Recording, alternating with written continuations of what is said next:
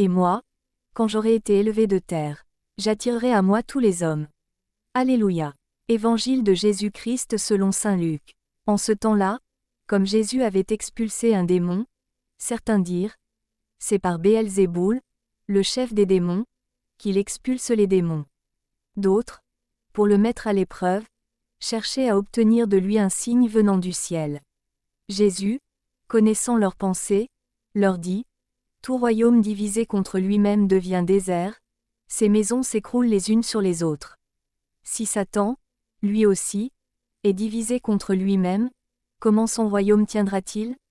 Vous dites en effet que c'est par Béelzéboul que j'expulse les démons. Mais si c'est par Béelzéboul que moi, je les expulse, vos disciples, par qui les expulsent-ils? Dès lors, ils seront eux-mêmes vos juges. En revanche, si c'est par le doigt de Dieu que j'expulse les démons, c'est donc que le règne de Dieu est venu jusqu'à vous. Quand l'homme fort, et bien armé, garde son palais, tout ce qui lui appartient est en sécurité. Mais si un plus fort survient et triomphe de lui, il lui enlève son armement auquel il se fiait, et il distribue tout ce dont il l'a dépouillé. Celui qui n'est pas avec moi est contre moi. Celui qui ne rassemble pas avec moi disperse. Quand l'esprit impur est sorti de l'homme, il parcourt des lieux arides, en cherchant où se reposer, et il ne trouve pas. Alors il se dit, je vais retourner dans ma maison, d'où je suis sorti.